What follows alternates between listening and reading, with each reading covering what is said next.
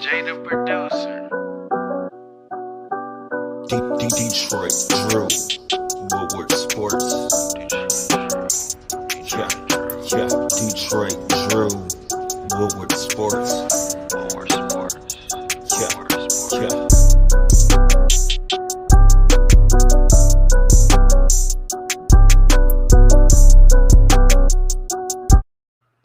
Yo, what's good, peeps, man? Happy Free Smoke Monday, man. How's everyone doing? We got a great show, man. We're going to be talking finals. We're talking draft. It's going to be a phenomenal show, and no one does it like above the rim, man. There's no one out there that can do what we do every single night. But let's go ahead and introduce everybody. We'll start off the chat here in a little bit. First, we have a special guest, man. Make sure you check out his YouTube channel. If you guys have not already, man, it's good stuff, man. And he uploads pretty much every single day, man. Every time I come on, I see his notifications that he's uploaded. But Joe Polo, man, welcome to Above the Rim, man. How you doing tonight? I'm doing good. Thank y'all for inviting me on the show. No problem, man. Tell the people a little bit like what you bring to your channel, so that way they can go over there and check it out later after the show. I do a lot of Pistons videos, just quick, fast. Usually my videos are around 5 minutes, and I post about 3 videos a day. It's crazy, man. Like he'll talk about like Troy Weaver has 6 cups of coffee in the morning, and that's how he's able to find all these draft prospects. It's insane how much he covers about the Pistons. So make sure you definitely go check out his channel if you guys have not already. His YouTube channel is pretty much his name right down there below. And after the show, I'll put it down in the description. You guys go check it out. Next up, man, we got our own personal scouting expert and doctor, and that's none other than the man, the myth, the legend. Bravo. How you doing tonight, sir? Doing good. You know, it's a new show. It's been an exciting debate going on among the Piston fans. We're going to be talking about a lot of things. Guys, it takes 2 seconds of your life to hit the like button. We got a lot of people in the building, so please go ahead and hit the like button and enjoy the show. And we got the man who is behind the free smoke every show we do. That's the heart of the city, and as we call him off the air, the Sekou fan. That's not other than 313 JMO. JMO, buddy, what's going on tonight? What's good, y'all? What's good, y'all? Make sure you guys like the video, man. Let's just talk some basketball. I just want to say, man, happy 4th to all of the people out there, man. I hope y'all had a good weekend, man. It's been crazy. Let me know in the comments if you already lost your fingers, if you have all your fingers. I'm curious to see those results, man, because I know a lot of you guys were participating in some free smoke on the 4th, but I'm just curious to see how many Jason Pierre-Pauls we got out there in the chat right now. But before we start, let's shout out everybody, man. We got Dolo Dynamite, King Lion, Mr. Ray. We got Cersei, Alan, Marvin, Skaint. That's kind of dangerous, buddy. Julian. Hey, you guys gotta go follow this guy on Twitter, man. I'm gonna butcher it. Sakin? Is that how you pronounce it? Let me know how to pronounce it so that way I can promote you more often, man. This guy took the time out of his day for my live reaction, the Pistons getting the first overall picks, and adding subtitles to it, man. His Twitter content's really starting to take off, man. Go check him out. We got Rad, we got Sean Don Sports, we got D-Lock, we got Gino, we got Blue and Silver Phantom, we got The Big Take. What's going on, man? We got Mario, we got TGM Games. Man, there's so many of you guys, man. I can't keep up. Shout out to everybody in the chat, man. Make sure you guys go subscribe to everybody and like the video. So before we talk draft, before we talk the Pistons, there's also something big that's starting to happen tomorrow, and that's the NBA Finals, man. This is going to be the first time in a long time someone's winning their first ring. Now we got CP3, D-Book going against Giannis, Chris Middleton, and company, if Giannis can play. So it's best of 7. I think it starts in Phoenix. I think Phoenix has a better record. Mm-hmm. Rob, I'm gonna start with you, man. What's your predictions going into the finals, and who do you got winning the finals? It's really rough to really predict, and it's like ahead of this all, like the last NBA Finals game, this first game, I thought the Phoenix Suns are the best team, and I thought that this is the year of the Phoenix Suns, but the way the Milwaukee Bucks came back in every series against the Nets, against the Hawks, they went through a lot of adversities. Makes me think that they're more leaning towards them since they have more experience too. And I think it all depends on their team. You know, their defense is elite. And I think that's the way it's going to serve them in the NBA Finals. You know, we saw like a guy like Patrick Beverly locked D Book in the last series, and imagine what Drew Holiday is gonna do to Devin Booker. So I do feel like it's the Bucks. I don't know how much is the prediction. Is it gonna be in 6 game? I think it's gonna be in 6 games. That's how I feel like Bucks in 6. I wouldn't say Beverly put the clamps on D Book. D Book broke his nose, and if Because you ever, of Patrick Beverly. Beverly Beverly broke his nose, and then all of a sudden, D Book looked human. Let's not forget what was happening before he got his nose broken. Yeah, he was torching him. And if you ever got hit in the nose, just like getting popped in the nose, man, when your eyes get all watery and stuff, it sucks. So I can only imagine playing with a broken nose. It makes what Rip Hamilton did with the mask so special. But Joe Polo, man, best of 7, Suns, Bucks. Who you got and why? Well, the fan in me wants to go with the Bucks because I'm a really big Giannis fan. But when you really look at it, and with Giannis possibly not playing in the first game, and even when he comes back, he's going to be rusty and coming off of an injury. I'm going to have to go with the Suns. Chris Paul, Devin Booker, the offensive scoring, and also on defense with Ayton and Bridges and Crowder. Just all in all, I'm going to have to go with the Phoenix Suns. And I'll say in 6 games because I do respect the Bucks and Chris Middleton getting them over the hump even without Giannis. But I'm going to go with the Suns in 6 games. JMO, I know me and you were probably the biggest Bucks fans going into this playoff series. After Giannis' injury, man, how you feeling about the 7-game series here? Man, let me tell you something about the Bucks, man.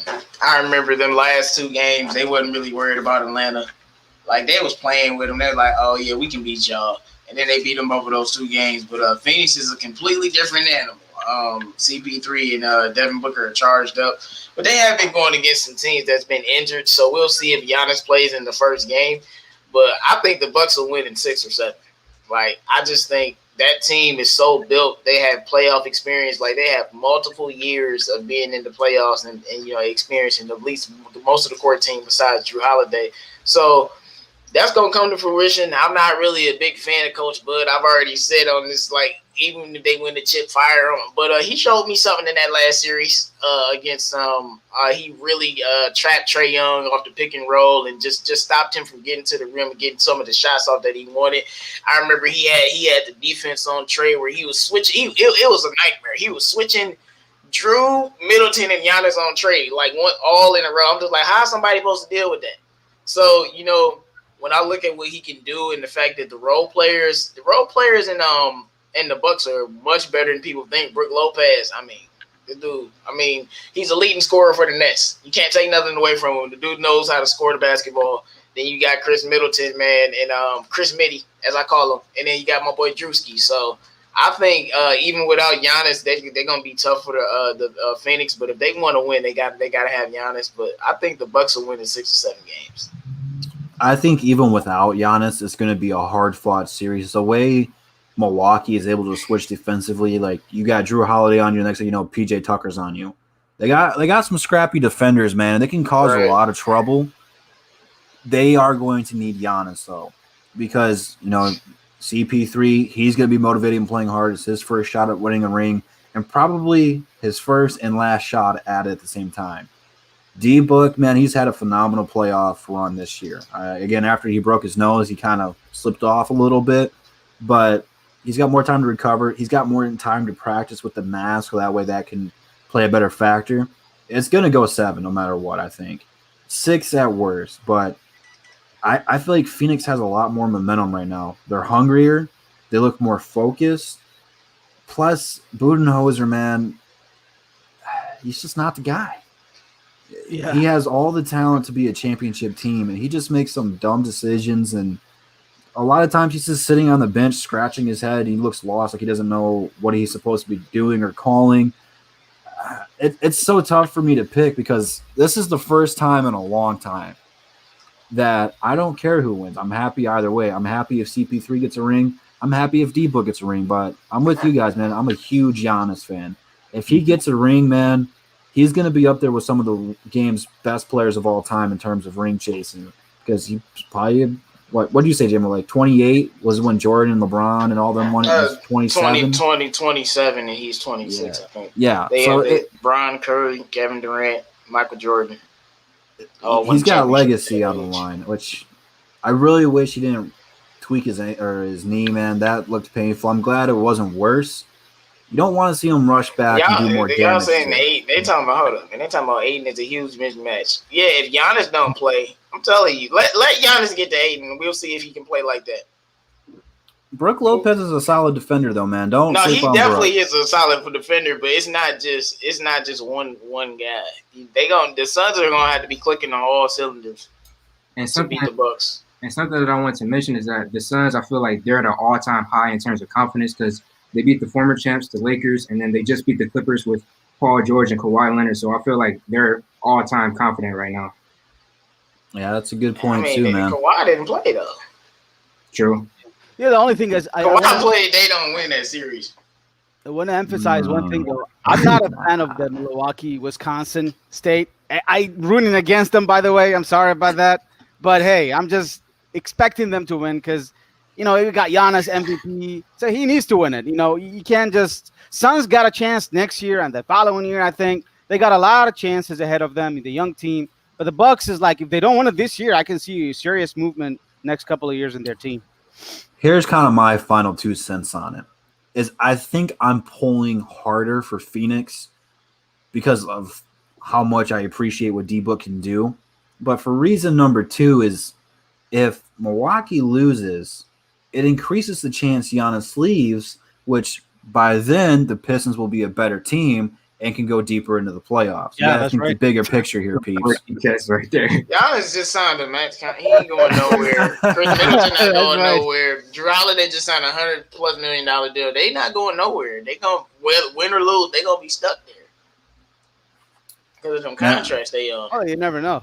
Drew is right. If this thing loses again, did you see Drew Holiday contract?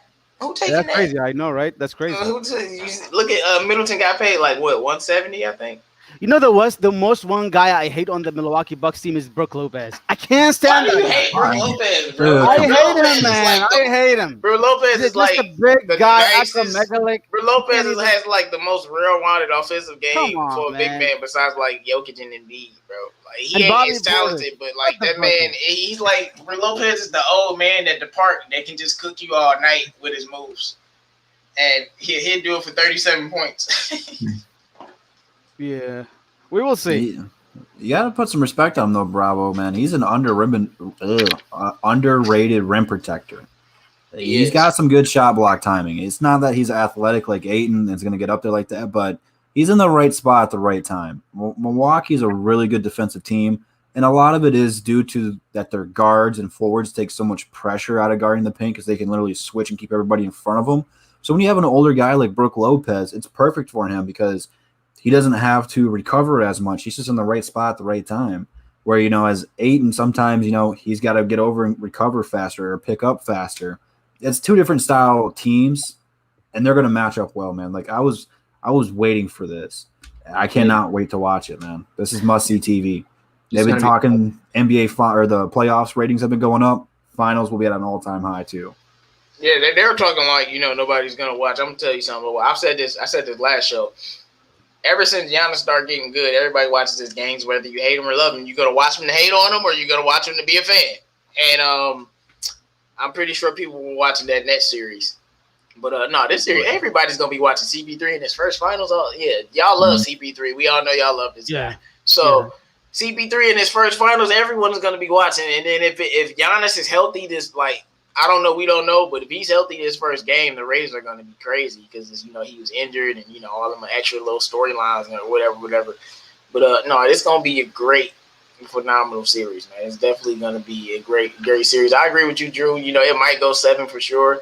But I feel like we just got to see what happens, man. Must-see TV. All right, let's go ahead and move on to the Detroit Pistons. That's what everyone wants to talk about, man, until we get to the finals. We've got some news that's happened the last couple of weeks that we just haven't talked about since we haven't been on here. So we're going to knock these out real quick. And then we're going to get to the draft because everyone wants to talk Cade. Everyone wants to talk Jalen Green. So we're going to start with Jeremy Grant first.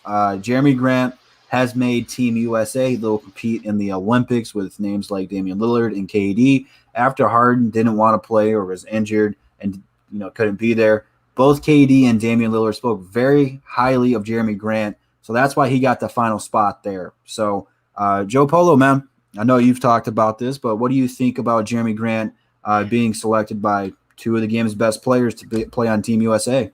I know it was like a big thing when this first happened, and people were like, "Oh, KD and Dame, oh, it's Grant."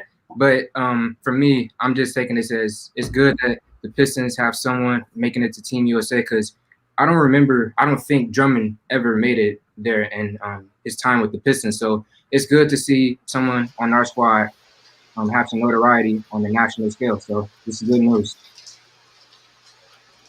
Yeah, bravo, man. What's your takeaway from Jeremy Grant after KD and Damian Lillard, Dame time, spoke so highly of him to get him the final nod to make the roster? Okay, here's my reaction. Whatever, man. It doesn't matter. It's just okay. No, I'm just kidding. My reaction is okay. I'm happy for the dude. You know, he made the Team USA Olympics. You know, it's just I'm excited for the team moving forward. He's our biggest player in our team right now. He's just the most professional athlete. So let's hope he does well, and we'll see how it goes. But I'm meh for me. J-Mo, man, what about you, man? After KD and Dame time spoke highly of Grant, he is now the final spot on Team US of A. Well, we know all of the NBA players are buddy with each other anyway. So, you know, they have their own little boys club. But only thing I would say is very good to get exposure for the Pistons with Jeremy Grant. Like, yes, let's get him all the exposure. I hope he ball out. I hope he the MVP. I hope he play the best. That way, you know, when he gets back, we be like, yeah, you want Jeremy Grant? You know, you don't want Jeremy Grant? We'll keep him and we'll let him play better. But I feel like the exposure is really good, and it's just a little bit surprising. You know, the organization seems a little bit different because, you know, we've had players play well, but none of them got this type of invite. And Katie and Dan Lillard was like, look, man, we just want somebody to play defense. That's what it is. Like, we just need somebody to hit these corner threes when I get double teamed and kick it out. Jeremy is perfect for that. They thinking about basketball. You know, it's not really that huge of a deal to me. But I love the exposure. Like I said, I hope he ball out. It'd be great for us, man. It'd be great for us. Anytime we get Pistons players playing along with some of the games and the world's best talent, it's encouraging because, you know, we talked a little bit last year about Jeremy Grant's breakout season where can he get any better than this? Is this his ceiling? I don't know how much he can build off of last year. That's kind of where he's going to be at. But if he can learn from KD and Dame and the rest of the squad and become more efficient, that's another step towards development and getting better. Because a lot of his shots, you know, weren't great quality shots, but it was, hey, we're tanking, chuck up whatever you want to chuck up, and go get 30, go get 20, go get 40, and that's what he did. But if you can learn some more moves from these guys and continue to improve, it'll make us a better squad. So I'm happy for him. It's good to be represented in the Olympics as a Pistons fan. We don't get to see that too often. So I think the last time really, was 08 with Tayshaun? I think that was the last time, somewhere around that ballpark. So it's been a hot minute, man. But for me, bigger news is our two rookies, Sadiq Bey and Beef Stew, made the USA team select. Now, a lot of you guys didn't know what the hell that was, and I had to explain it to you. So I'll explain it one more time. The select squad practices, trains, and scrimmages Team USA. They're kind of like the preseason to get the other guys ready. I think there's like 4 or 5 vets on the team. Everyone else has only been in the league for 1 to 3 years. It's pretty much young fellas to get them ready for whenever they want to play. So Sadiq Bey, he's going to go toe-to-toe with not only Jeremy Grant, but the KDs and all this other stuff. I think it'll be great for their development. Bravo, man, what do you think about the 2 young guys being on the select team, being able to scrimmage and practice and claw their way against Team USA? I think it's very exciting. You know, this is what you want to see from your rookies last year. You know, they're really doing good, and I think having them in the Team USA, I think it's different than the Olympics. They're different. It's totally different, I think. Right? Isn't it? Is it the same or is it different? It's different than the Olympics, right, Drew? What's different than it? The Team USA is different than the Team Olympics. No, I'm not sure how it works. I'm pretty sure they not a part of it. The select team's not part of it. They just practice for them. They get Team USA ready for the Olympics. So you mean like Sadiq Bey and Detroit Drew get the chance to practice with Jeremy Grant and KD and all the rest of the guys, or Yeah, Team USA is what competes against the rest of the world in the Olympics. The select team, which Beef Stew and Sadiq Bey are a part of, they practice against Team USA to get Team USA ready for the Olympics. oh man, damn man, that's good. That's very good. That means they're gonna be playing against KD, Kyrie, all these players. So that's really, I don't know, Kyrie is there, but those guys are really gonna get a ton of experience. This is what we wanted actually. I just want us to really see one of those rookies like we had last year, getting a breakout season and become an all-star. This is what we really desperately need as a Piston fan, as a Piston organization. We need one of the players to become a breakout player and become the new all-star player for the next year or two. We did it with Andre Drummond once, but that's the only time he got it, actually twice, sorry.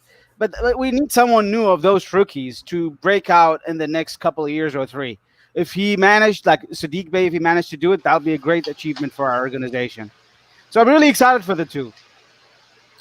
Joe Polo, I see a couple guys, man, they're plugging your channel in the comments, man. Just again, go subscribe to this, man. He puts out content left and right, man. You can't miss it. I also see people want you to try out for the G League. Some people might want to try out there, man. But what's your thoughts on Sadiq Bey and Beef Stew making the USA select team? Similar to what Bravo said, playing with the other top guys in the NBA, that's good. But something else that's interesting to me is that he gets to play with guys like Miles Bridges, Tyrese Halliburton, Anthony Edwards. They also get to go up against other top young talent as well. So they're competing with the best of the best older guys and guys their age. So all in all, this is going to be good competition for them, and this is going to be a big step for them. I agree. Heart of the City, Mr. Free Smoke 313. JMO, man, what do you think about the young guys making the select team for Team USA? I think that man, Stewart, I don't want to see you getting posted in none of these highlights. Look, I know you got to get baptized, but keep it off camera.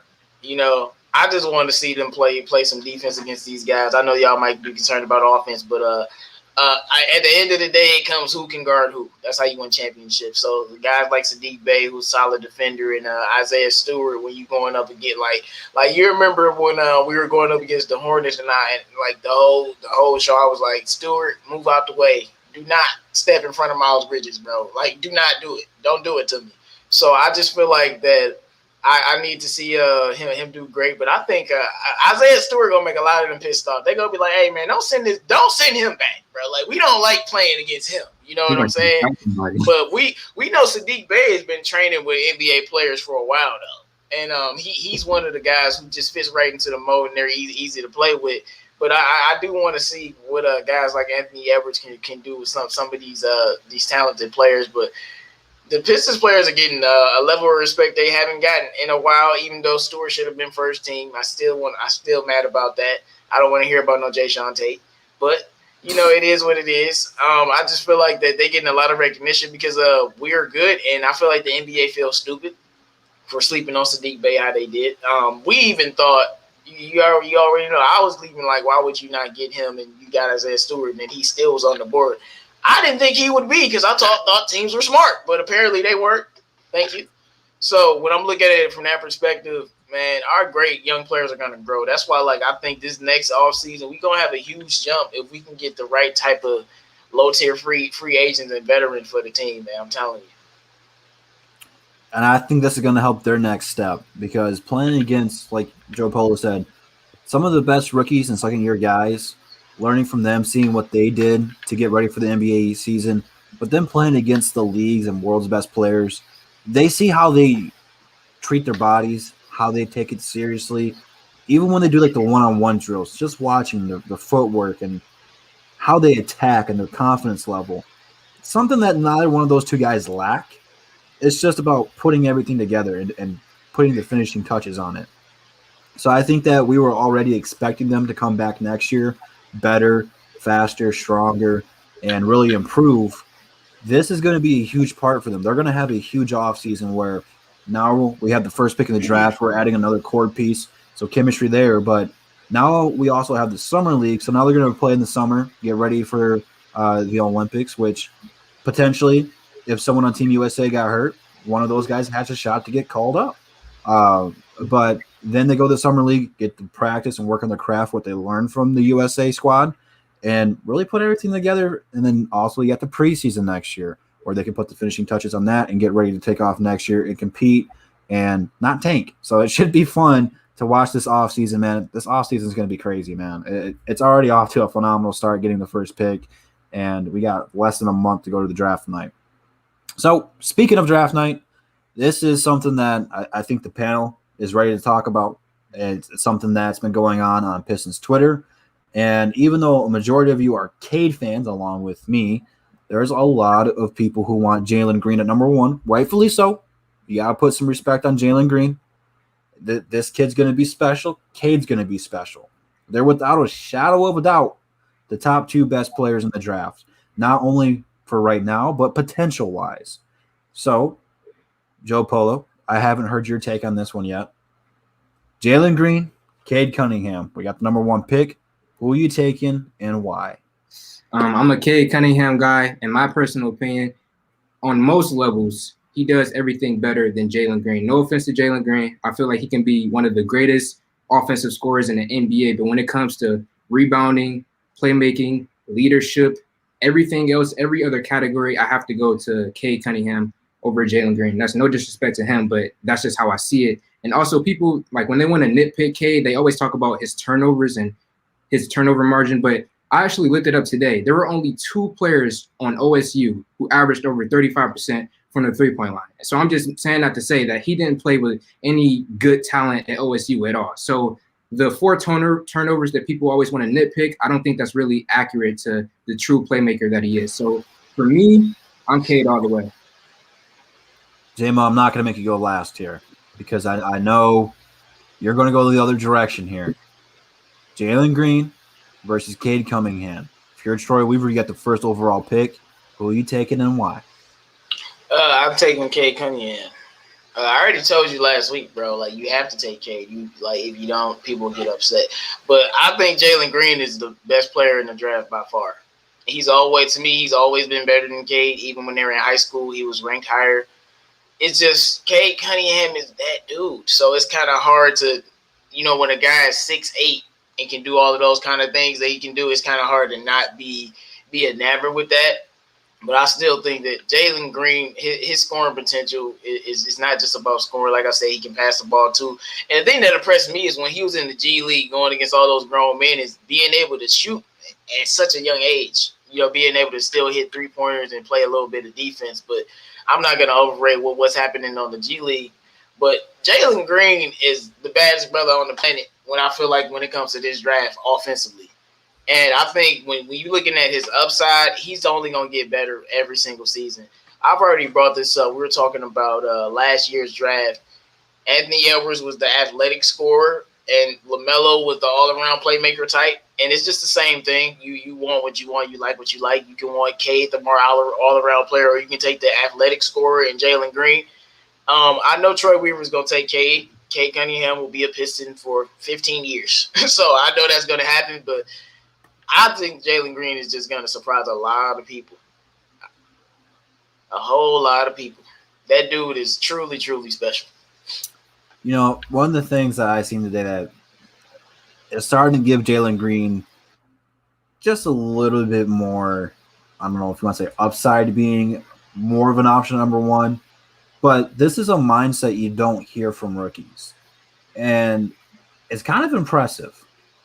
But Jalen Green said he wants to be compared to Kobe Bryant and thinks you're crazy if you don't take him number 1. And I know a lot of people want to see him go to Houston so that way they can see him and Kevin Porter Jr. team up, which will be insane when it happens. But to not even play in the NBA yet and wanting to be compared to an all-time great, one of the best players ever, it says a lot to their character. He's not going to come in and take things slow. He's going to come at you. He's going to attack you and really make a name for himself. Offensively, man, there's not a thing he can't do. He can score from anywhere on the court, pulling up for 3, attacking the basket, which is really his strong suit, but he can really play make as well. I think one of the downsides is we don't know how good defensively he'll be in the league at the next level. But that's something players always improve on and get better at over time. he's going to be one of the best players in the draft. It's going to be between him and Cade. But Bravo, I know kind of where you're going to go with this one. Hold up, man. This is what Cade. I mean, I was just looking at with Jalen Green. No, yeah, he's not. He ain't Kobe Bryant. I see people talking in the chat. Yeah, he believe in himself a lot, man. You can't get mad at it. But I was gonna say the transition though from him to the NBA compared to the college player, just because he was playing in the G League like that, it's gonna be real smooth for him to just come in day one and average 18 his first game, just easy. Unless he has a bad game, he gets if he runs into a buzzsaw, you never know. It's the NBA, but it's very interesting because I feel like a lot of people are trying to hype up Jalen Green even more. His hype was going crazy before, but we have to take Cade. It's just like you can't not take Cade Cunningham, at least in this type of draft. If it was different, regardless of who's better in the long run. And also something that I wanted to add onto what you just showed on the screen. Jalen Green, he also said that if he would have went to college instead of taking the G League route, there would have been a different discussion about who's going number one. So there you go with that. That could be a very good cause as well, because I don't really know how. Depends on where he went, but fans are taking it and how GMs are taking it.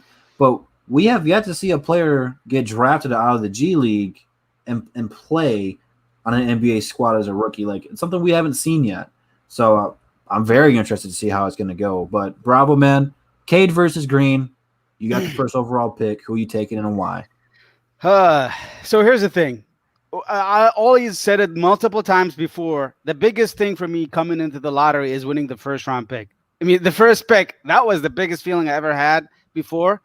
And if you ask me which is better, Cade Cunningham or Jalen Green or the first pick, the first pick is better than them in terms of the value in reality, because you can never go wrong with the first pick overall. First pick has a tremendous amount of value, and it equals more than Jalen Green and Cade Cunningham because you can have the power to select either one of them. So if the Pistons organization really like Jalen Green, I'm going to talk about Green here, you got the value. You got the money to trade down and pick him a second. You don't pick him at one because you got the capacity with your value top pick to trade down and get him. I'm not advocating for that, by the way, but I'm saying, though, you don't pick Green at one. You pick up at two. And you get extra value in return. You get like a couple of first-round picks. I add some non-protection on them too.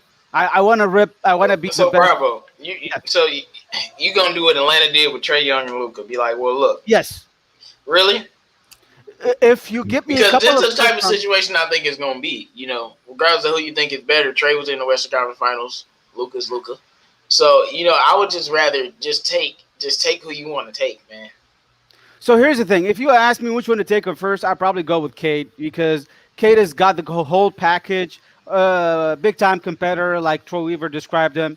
He's got, like, the whole skills package in general. He's floor general. He can dish it. He can pass. He's a good defender, really underrated defender. He's able to, with that 7'1" frame, he's able to block a lot of shots. So that's what I really love about him is, the NBA is not just about the best scoring. It's also a lot about defense. You can't just live in the NBA with scoring alone. You got to defend. We saw this with Kevin Huerter. Kevin Huerter, is an amazing scorer. He's able to score, but he can't defend in the NBA. Same thing with Young. He cannot defend. So if you want to really be a great player in the NBA, I think you're going to defend. So I think the defense skills of Cade Cunningham serves him here, and his height really gives him a biggest advantage over Jalen Green.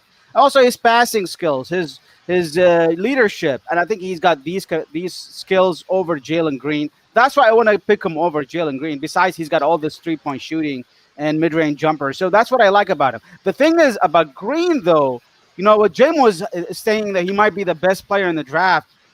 You know what? Every day I look at his highlights. He got this up, then slow motion. Then he changes his hands in the air, and then just like it reminds me of D Rose. What the fuck? I remember the only guy who does these kind of moves, D Rose. Remember, guys, D Rose, like maybe the great players we've seen in the NBA, the MVP kind of players. But so these kind of moves, I never seen Cade Cunningham do these kind of like above the rim, down and up, then change his hand in the air against the player. I didn't see Cade doing that. No, I only saw Green's doing that. So. And Green has a tremendous amount of athleticism, so you cannot really go wrong with Green. And I think he's got really great potential, like Jame was saying. He might be the best player in the draft, but are you willing to take the chance? Okay, he's the best player in the draft because of the potential. You can't just really bank all your money on potentials sometimes. You can't just go with, okay, he is probably the best player, I'm going to take him. Not like that. He's just going to go with the safest and the best fit. And in here, the highest player floor is Cade Cunningham. I think the floor of Cade Cunningham is higher than anybody in this draft because if he really doesn't pan out, he's going to still remain a good player. His floor is high. His ceiling might not be as good as Jalen Green, but I think he's just, you can still take him at 1, no problem. That's why I think you want to go with the safest pick, most complete player package. Although I gotta say, I admit, like if your Pistons really like Green, you really take the full advantage of that Houston Rocket team and take a couple of first-round picks unprotected. Give me a couple at least, and you give me next year pick and the following 2024 pick. And Houston, I can tell you what, they're not going to make the playoffs with Cade Cunningham. They're not. They're the playoff in the West is so strong, so you can actually benefit from those picks next year and the following couple of years. Although I'm not a fan of that move because, like Jamo said, you can't just pass on the first round pick. It's going to be a bad thing for Pistons because we did this before with Darko and we messed up. Like so, but that's the way to go. You don't draft Green like at 1. That's the point. I'm not doing a Luka Trae Young situation, regardless of who you think is better. I'm not here to debate that. I'm just not doing it. Like I'm taking Luka where he taken, and Trae can get taken where he gets taken. It don't matter who has a better career at the end of the day. These are 2 future superstar players. We can nitpick all day, but this is that type of situation. I'ma just even if I feel like if I'm the Pistons and they wanted Jalen Green that bad, just take him then. Because No, Jimbo, you don't take him at 1. You take him at 2 and you get extra. I'm not trading down. I'm not trading down and then let somebody else take Cade and then Cade, dropping 40 a game in year 2. Like, no. Drew, what do you do about that? Because Houston is desperate to get Cade. I could tell you that. Their fans, their all media is desperate to get Cade. Yeah. They want us to pass on Cade so that they can draft him. And what would you do in that situation? Let me tell you why we're not going to pass on Cade. Why we're not going to trade down, because I'm not buying all the trade talks. And I like Jalen Green. I like Evan Mobley. We're not considering taking either one of those guys. If you go back through when Troy Weaver was in OKC, he talked about the Pistons' history back then and tried to implement that in OKC. Then he comes here and he understands what the Detroit Pistons are supposed to be. What have we won championships with? It wasn't wing scoring as the primary option. Of course, we had Mark Aguirre, who was phenomenal, and all these other guys. Like, we can Sheed and all this stuff, but we started with a backcourt. Isaiah Thomas, Joe Dumars, the Bad Boys.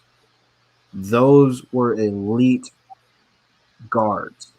Joe Dumars is probably one of the most underrated players in all time, and so was Zeke, man. He's one of the top point guards to ever lace up a pair of sneakers and go out there and snatch your ankles and punch you in the face. Then we go to 04, when we had a good Joe Dumars. What we started with? We started with Big Ben. He started to lay the foundation, but we didn't take off until we got Mr. Big Shot, Chauncey Billups, and Richard Rip Hamilton. We won championships with both of those squads. Now we have the opportunity to get another promising young backcourt by taking Cade. Cade and Killian fit perfectly with one another. We watched Cade Cunningham highlights last week. His ability to pick out the zone. You said Cade and Killian fit perfectly together. How? They fit perfectly. Cade is a walking bucket. This kid can score. He can play multiple positions. He can guard multiple positions. Killian can also guard multiple positions. They're going to be maybe not year number 1 or year 2, but by year 3 or 4, their defense is going to be elevated, and they're going to be locking people up. Plus, Cade can play off ball. He doesn't always have to play off ball, but he can play with it. He can isolate, go get a bucket. He can play off ball. Killian and him can push the tempo. Both of them can rebound, and whoever gets the rebound pushes it and plays the point guard position. Like, it's simple. They're going to fit. I just feel like it's not a perfect fit, though. It's definitely not, because you're bringing in another primary ball handler with Killian. Like, no matter how you want to slice it.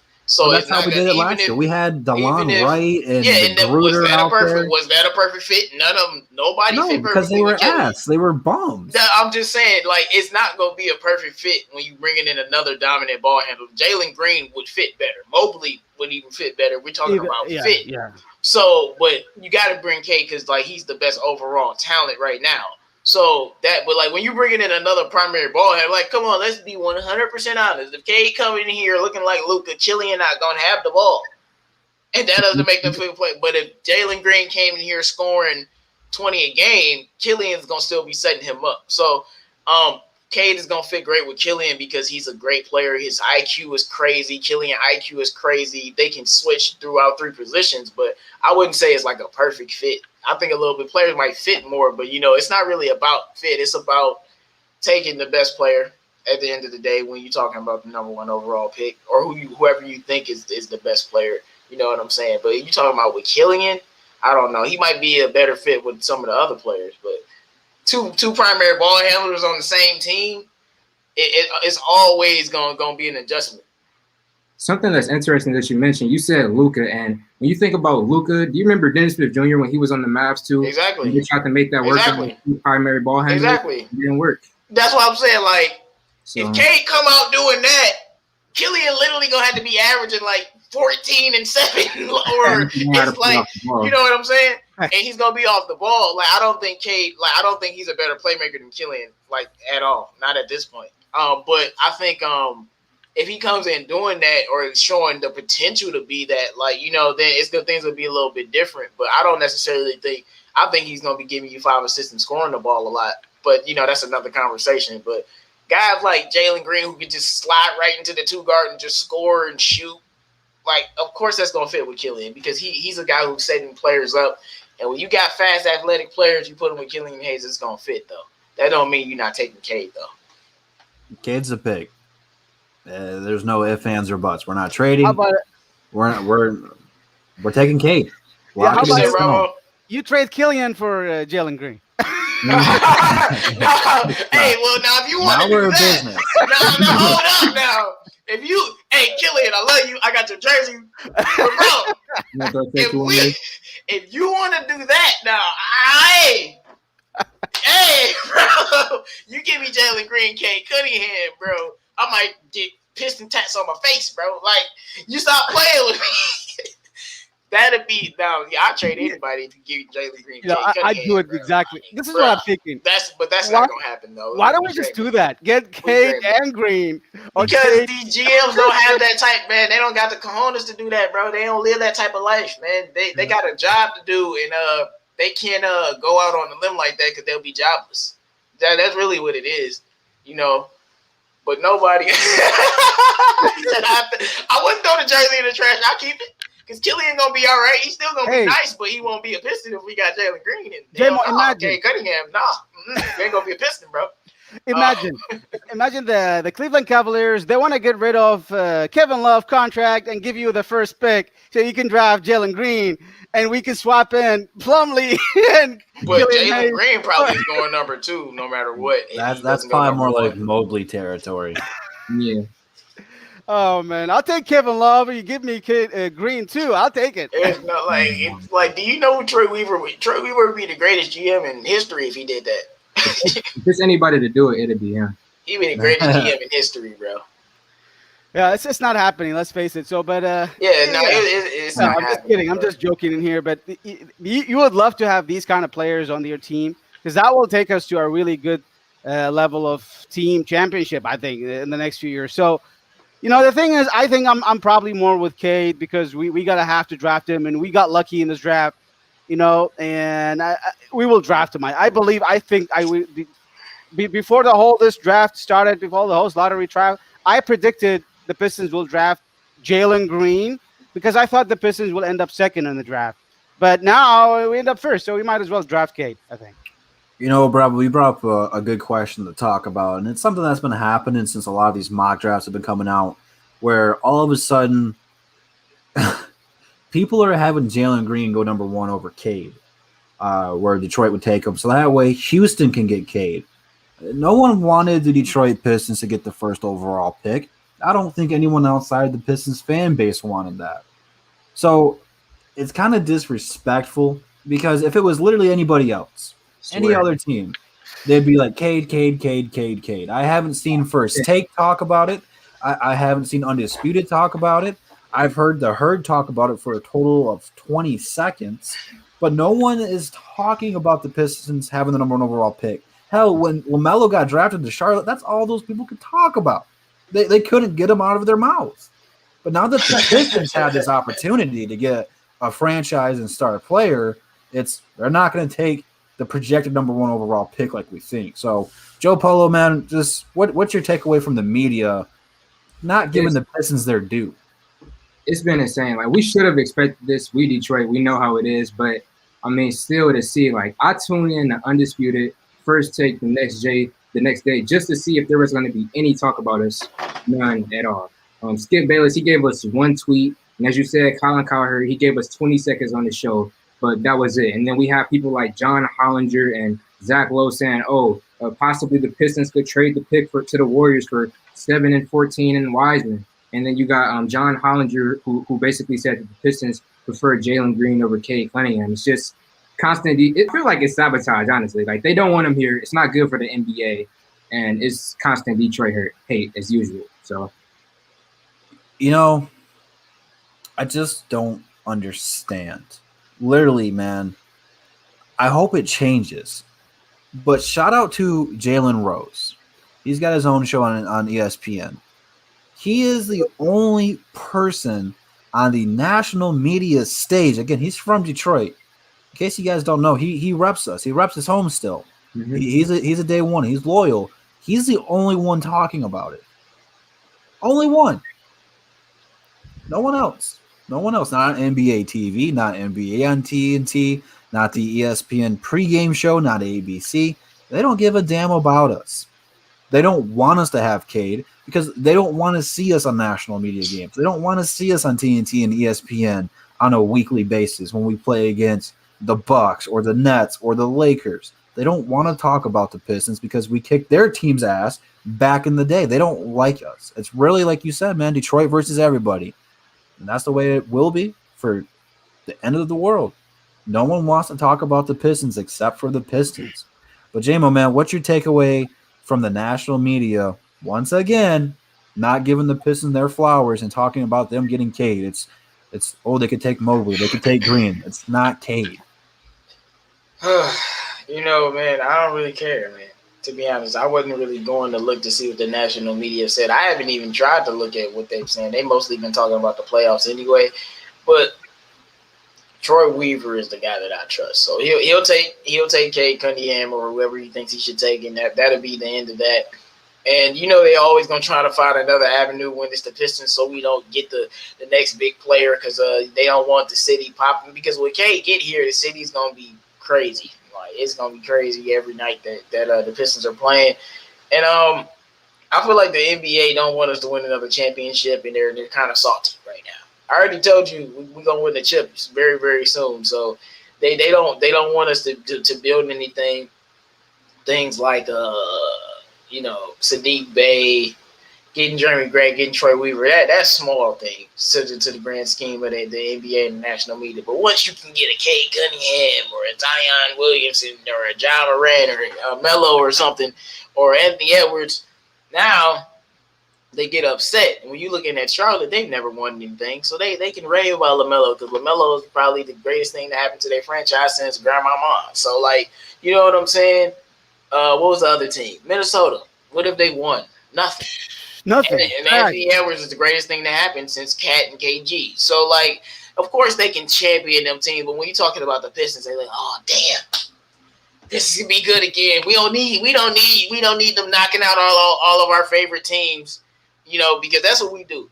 That's why they don't like the Pistons, because we beat your favorite team's favorite team.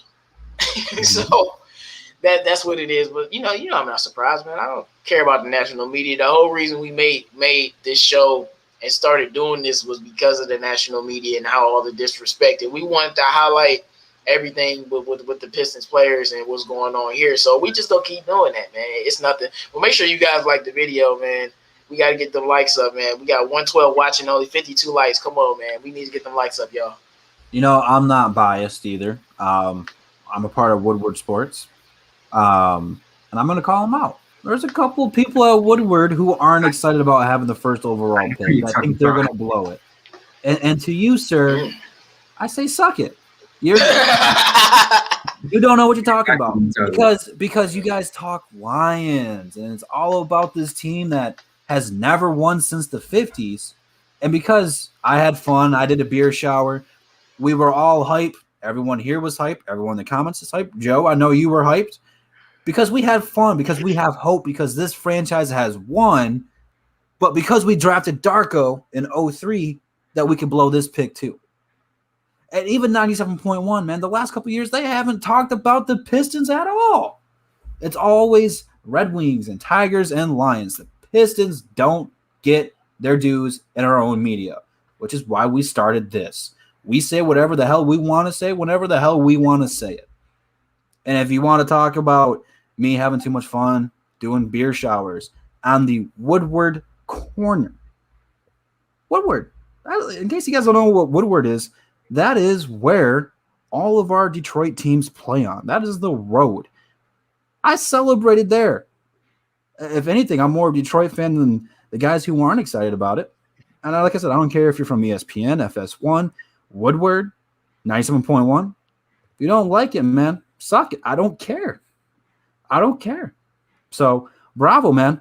This was your question. I don't mean to get off topic here, but what's your thoughts on no one really thinking the Pistons are going to take Cade because they want him to go to Houston, that we're going to take Green or Mobley at number 1? Yeah, talk about Avery Johnson or that ESPN who was talking some trash, and he was like, okay, if I'm Cade, I'll play. I'd rather play for Houston because it's in the state of Texas. It's a bullshit. Nobody does that in the NBA. So it's really J-Mo says he doesn't care. I'm actually caring here. I'm going to say something different here than J-Mo because I'm really concerned, because if the media doesn't give us any hype, how are we really going to win championship? It's really, I know we're going to win championship with the players and with the reputation of our team, but it's always going to be hype against us. So that's the problem. So you remember we guys, before the lottery started, we thought the NBA will never give us a first pick. We're never going to go up in the draft. And this is our thought. But the NBA this time did really give us the due diligence we deserved, and they gave us the first pick. And I think from this perspective, we need to have a couple of things. One of those rookies from last year, I want Sadiq Bey or Isaiah Stewart to become an all-star in the next couple of years. And I want Cade Cunningham to be the MVP of this season. If that happens, the media will completely turn with us, and that will completely kill the NBA media again in that perspective. Because if we get a player like an MVP candidate, and I do feel like Cade Cunningham, if he really develops more even than we've seen right now, if he becomes the kind of player we think he will, I think he got a chance to be an MVP, especially on the East. And the weak East, we know how the East is weak. And, this guy can shoot. If he becomes like, if one of our, it's really hard to say it, but if we get a Cade Cunningham turn to a really good multi-year all-star player, we got a chance to have a media with us because I'm concerned right now because if the media doesn't really give us any credit, and that's a problem. We're not going to get a lot of good distribution around the world. And the world, I can tell you, a lot of people in the world watch this NBA. And if you're not giving us any national media, that's not good for us. So yeah, but you got to understand, we don't need the media to give us national media. We need the players to do that. So Cade comes and lives up to the hype. It's not who gives a damn about the national media. They're going to be talking about us regardless. And that's more what we got to focus on. We've never been the team that anyone has liked in the first place. And all of our championships, the way we won, we've been unique. We always talk about the two guards, but we forget that Bill Laimbeer was like the first true stretch five. That boy would pop out and hit threes on you. So we did a lot of pioneering, and with Cade here, we're gonna be a great team. They can be salty all they want, because at the end of the day, we're gonna be good. When the team is good, you have to talk about it. You actually think they give two shits about the Atlanta Hawks? No, we saw good. But they had to talk about the Atlanta Hawks, didn't they? Until they got put out. You know what I'm saying? Shaq gave him a lot of credits. Shaq was all the way, He was doing all of this like in the show. I'm just saying, but like they didn't want to talk about the Atlanta Hawks going into the playoffs. Nobody did, but you have to when you win. At the end of the day, when winning cures all of that stuff. Bravo, you overthinking it, man. I know, but it's just I'm concerned because not that us not talking for us. They might be talking against us. Like we see this guy Avery Johnson, some trash on the ESPN comes and talks some nonsense. And the next thing you find out, oh, nobody wants to stay in Detroit, and he's gonna like some of the players out of the team. We don't want to do that. We don't want to hear this. Man, look, man, Bravo, Detroit, 50 years from now could be the greatest city in the world, and people will still be saying nobody want to stay here. Let them say the stupid stuff, man, and we'll just keep our head down, keep going to work, and then we'll keep winning at the end of the day, man. Because to me, the reason why I don't care because it's nothing new. It's the same thing that happens whenever we do something. It's nothing new. You know what I'm saying? I mean, that's all. It's nothing new. I actually got a comment from one of my videos, and it said, "How long until people start calling Cade a bust?" Oh God! Oh man! After his first bad game. First bad game. They're going to pull another killing. As soon as he has one bad game, they're going to immediately label him a bust. Yeah, I'm sure they probably will. I know. It's the only thing. Let Cade have 4 bad games and Jalen Green have 4 good ones. Oh, I told you, man. Jalen Green is going to do something in the game. Like he's going to dunk on somebody and he's going to occupy the number 1 spot in the media. No, he will. He will. I'm telling you. That's why he's the kid is flat. He's that dude. He's that dude. I know. And that's why, Cade Cunningham is not as good as Jalen Green. Yeah, we will see. I hope that Cade turned to really the player we're looking for. And I really hope so because we need a player like that. All right. So we got a lot of people in the building right now. So you guys, thank you for coming on the show. Hit the like button. I'm going to say the names, shout out in here. JMO, I mean, I know it's too late, but we should give some hold on. out. Hey, Joe Polo, man, if you got to go, man, what we do is we do final thoughts. What you got to do, man, this is wrap up the show in your own words, man. I appreciate you coming on, man. Make sure you guys do go subscribe to them. What do you got for the peeps for final thoughts on your way out of here? I'm just excited. I'm happy with the way that this organization is moving. Troy Weaver, in my opinion, has made nearly no bad moves at all. Even the ones like Killian Hayes and Mason Plumlee, even those moves, I'm not really upset with. So overall, I'm happy. We're moving forward in the right direction. We're going to be up there with the Atlanta Hawks in a good 2-3 years. So I'm happy. All right, man. Thanks for joining. Hey, man, appreciate you, man. You take care. Hey, take care, man. All right, I'm gonna play this video again, okay? I haven't showed this yet. I don't know how many people have showed this, but this is what our own Detroit media is covering, and it's at Woodward Sports. And again, shout out to Woodward Sports. But I was at work. They didn't invite me on the show to defend myself, and I haven't done it yet. And I'm not taking away from you guys. But this is what I'm going to do. Again, this is Joik Bell's show. And Joik Bell's cool. I haven't met Joik yet. But I'm just gonna go ahead and I'm gonna rewind it just a little bit. I don't know if I shared my audio. Let me make sure I do that again. But this was the night after the lottery, after you see me do the beer shower. And in case you guys didn't see it, man, we were hyped. We were hyped. And they're gonna show it here a little bit. But here we go. Pour 2 beers on yourselves. Scream, let's go at the top of your lungs. Let's go! Make drives to Little Caesars Arena and gaze fondly at Little Caesars Arena at 1 o'clock in the morning. That's one step. I'm not saying not to do any of that stuff. I'm saying for somebody like me, now it's the hard part. You have to make this pick count. I don't want to piss this guy off either. Look at that dude. Right? Yeah, sure. Yay. First problem we was haven't wearing even an picked the guy yet.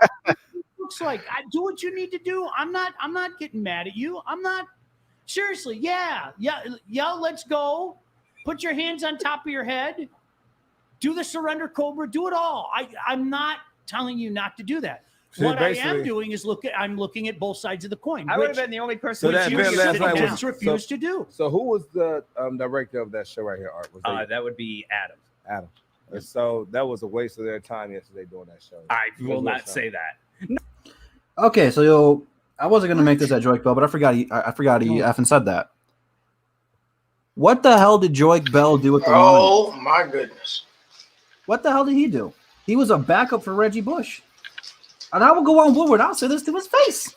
Plus, goodness. you got old man Sean, whatever his name is, wearing a Notre Dame football shirt talking about the Pistons because they covered the Lions all the time. What the hell have the Lions done?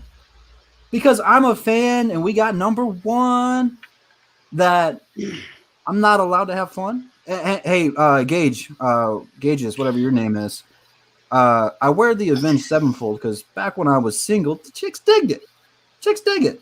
I don't know how well your sexual orientation is, and I'm not gonna question it. If you play for the other team, hey man, it's 2021, go for it. But chicks dig it. I don't like Avenged Sevenfold. You think I listen to that crap? I don't. It's simply to play the field. And I knew I was going to do the beer shower because I knew the Pistons would get the number one pick, and I'm not going to wear my expensive Jordans. I'm not going to wear my Detroit Drew jersey and get that covered in beard because I have class. A lot of you guys drive your Ford Fusions out there because you're economical efficient or whatever the hell you want to call it. But to trash the Pistons because historically we've had bad draft picks, and I get it. I talked about it on the live stream. I talked about it. You guys don't watch the Pistons. Don't talk about them. Don't talk about us that way. Talk to the football fans you know about. You understand football more. Troy Weaver's built different, bro. He hasn't messed up yet. What draft pick is a bust? Even Saban Lee in the second round showed potential of being a backup point guard. A lot of times second round players, man, they don't make the rotation. Sometimes after a couple years, they're gone. And I just don't get it. That's our own squad there. So look, I just want to say that was the first time I seen that. And Drew, I'm gonna keep it PC, but you know how I am. Hey, Free Smoke Monday. Don't keep it PG. That was really, man. Like I had to calm down a bit. Like that was crazy. You're upset that we're happy about getting something that hasn't happened to the Pistons in 60 years, Bravo? 70 years. Well, in their defense, the Lions get the first overall pick every fourth year. So like this, I just don't understand how you can be mad at a fan being happy about getting the number one overall pick. If you're not, as a fan, happy about getting the number one overall pick, then what are you happy about?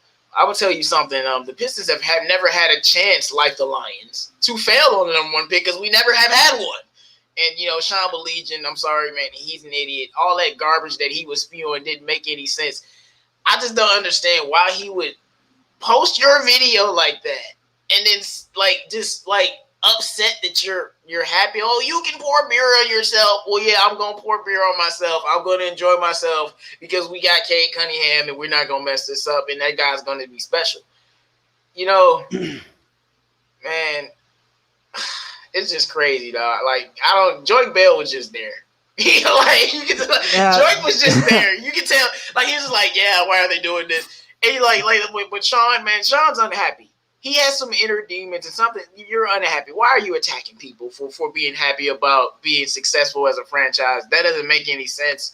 And yeah, they should stick to basketball because they probably couldn't even name half of the roster. But I just don't understand why they would even make that. That makes no damn sense. Who are y'all to talk to us like that? You lucky I'm gonna keep it chill because I know you work over there. You got things going over there. But Ben, that bro, was way out of pocket. Ben, you're my hero, bro. Real. That was way out of pocket, man. I don't understand how you can be upset with that. And I just can't wait till we draft Cade Cunningham because then what are you gonna say? Yeah. So let me tell you why. They're gonna be like, wait, we gotta wait 5 years to see how good he is. These are the same people who are excited to watch Jared Goff start at quarterback now. Oh my God, right? Jared garbage ass Goff. Jared Goof. I can't wait. I can't wait for Jared Goff to play so Lions fans can see. Jared Goof. But it's just funny. But to me, it's the demeanor. When people aren't happy in real life, they do things. You saw Sean sitting in the chair. Well, why are you happy about this guy? Because I'm miserable. I'm sorry, Sean. Bro, why are you happy about this? Like I said, Drake was just there. He's just well, the first time they played it, I feel like he was just in the room while Sean got to go off on it. Just utterly ridiculous, man. What the hell? They It played just, it doesn't make that. any sense, man. They played that video earlier in that show. They played it that night, the whole shows, which the morning show was happy for it. The morning show is cool, man. Joey and Stick, they're awesome. They're cool people. And then D-Mac, they were trying to say Darren McCarty on his show. Wait, so Sean Believe just said something about Bravo? I didn't see that. Yeah, I don't know what Wait, that is. what? What? Where do He you? said you should have kept the video playing and seen what he said about Bravo. Oh, okay, so. Oh, I didn't. Oh. I didn't say anything about Bravo. I wasn't even in the show. Bravo wasn't even there. What? Hold on. That's funny, man. I don't remember that. Hurt people, huh, man? I don't know. Wow. Thing though, because you have to look at the other side. People have gotten round one, overall picks, and they've been shit. They have. And they also have overall picks, and they've been great. But right now it's a flip. Right, Joey. Both sides of the Joey earlier. Joey was just there, bro. Joey earlier in the show when they played the video the first time told me not to go gorilla on his table, and it made me laugh because I was so excited, bro. I knocked over the damn water bottle, bro. That's good. No, you were happy. Honestly, my life is better when I look at both sides of the coin. When I can look at an equation and go, now if I do this, maybe it works out really well. And if I don't do this, maybe what happens if it doesn't work? Oh my. This is the Skip Bayless shit I can't stand. What the hell? I would see it on two sides of the coin like a normal human being, but I don't. Instead, I want to be negative. That's just what he said. Like, I would love to see it on, but like, what do you mean you would love to see something in two-way? Because it's going to turn out good or it's going to turn out bad. You have to see it on both sides of the coin because this isn't something that's finite. This isn't something that we know. That's the whole point about the lottery. It's called the lottery for a reason. Oh my God. Like I said. So let me hurt people. Let me add Keep my comment. Go ahead, Bravo. So here's what I think what this guy is having right now. I guarantee you I can bet like by 90% by looking at him. I'm looking at judging the character. If you search this guy, you find some bunch of depression medicine. I can tell you he's having some depressive anxiety disorder, and the way he's acting sounds like he's depressed in his life, doesn't like to see the people happy in front of him, makes it even more depressing. And that's how I see it. I'm sorry, but this is what it looks like for me. Oh, hold on, I'll get you that wrench. And the thing that kind of takes me off is like, this is the guy they want talking basketball. They don't want the guy who's got damn near 5,000 subs on YouTube talking basketball. They want this guy who's having a midlife crisis, who's gonna. Again, I'm half this dude's age, bro. He's 40 or 50. I'm in my 20s. He's gonna make fun of me for having a fun time. This is what they. I'm just like, when I saw that video, Drew, the thoughts that were going, because you don't know what we done been through. I'm like, did this guy really get mad at him for being happy about the pick? Like, this guy's literally miserable. Like, that's why I said, like, something's going on with you. Because when you react like that, like, you can even see I don't even know who the other guy was. Or Joy. You can see when they were saying what they were saying, it was a different tone, a different, type of demeanor come from a different place. He was talking about a place from the pain. We replayed the video. He said, I would love to see it from both sides of the coin, but I can't. That's not what he said verbatim, but that's what he was saying when he explained himself. But go ahead. I want to watch the rest because I want to see if he says something about Bravo. This is crazy. I don't think he says anything about Bravo. This is crazy, man. I didn't hear anything about me. This is crazy. Because Bravo wasn't there. Yeah, so I don't think he talked about Bravo at all. He sounds like a depressed guy. He just doesn't even have something to be happy about. His Lions has been making him like in the forever. I told you, hey, Lions fans, look in the chat. Let me tell you something. You go into every season thinking you can win a Super Bowl because it's football. It's the most chance sport there is. Okay, but until we get another Matthew Stafford, it's over. But you know what I'm saying? And the sooner you realize that, then you'll be able to sleep at night. You'll be able to watch the games. You'll be able to enjoy them. But that's just the reality of the situation. I know some people don't believe that, and they think we're going to be great, have fun, enjoy the season. I'll be here watching the games, knowing that we'll be better eventually. That's just how I feel about it. But that's why the rest of the fans are just depressed and stressed out. I'm just not going to do no more with the Lions. They just going to have to do something. Shout out to the peeps real quick. I don't want to cut you off, Bravo, but Like that video. look at the comments. I didn't see this at the time when this was live. I had to go back and I joined later. Speakeasy. Shout out to Speakeasy, man. DSA first. Commenting Detroit Drew. JGB with the Detroit Drew. Benjamin Foe. Again, one of the DSA fans. Replace Sean with Drew. It's everything, man. Like, this is what I love about our fans, our subs. They are day ones. They call out people like this who don't watch. If you tell me that you actually studied Cade Cunningham and said he could be a bust, well, how? He played with no NBA talent. I don't think a single one of his teammates is going to get drafted to the NBA. They might make the G League, but he didn't play with anything else like that at all. His teammates were scrubs. They're average at best. And now he's going to come to a team that had 2 rookies that made the all-rookie squads and a young, promising point guard in Killian and a guy like Jeremy Grant who just scored 20 points per game, plus great guards like Josh Jackson, Diallo, Frank Jackson, who all had great years. This team is instantly better with Cade, and Cade's surrounded with more talent. And you want to say, well, what if it doesn't work out? What if it don't work out? Well, Sean, buddy, I can tell you've watched the Lions for a long time. You've had some of the game's most outlandishly talented players. Barry Sanders, in my opinion, is the greatest running back of all time. And Calvin Johnson is up there in terms of wide receivers of all time. And you completely wasted their careers. Plus, now you could throw Matthew Stafford in that category, which he never got the love he got here. But now he's about to go to the Rams. And what happened to the Rams as soon as they got there? They went from maybe divisional winners to deep playoff team to now being Super Bowl contenders. They're like top 5 favorites because they got Matthew Stafford. You wasted all 3 of their careers. When the Pistons have gotten elite talent, with the exception of Grant Hill, we have made it count. We have made it count. And we haven't had a star like that ever. Zeke's one of the best point guards of all time, but no one else in the Pistons until Dennis Rodman went to the Bulls, no one cared about. No one gave a rat's ass about the 04 team. You never heard them talk about Big Ben's a generational talent. You never heard that. Even though he could have been, and probably is, he's a Hall of Famer now. The Pistons can do it. Not like the Lions. So, when you talk about us, get your facts right.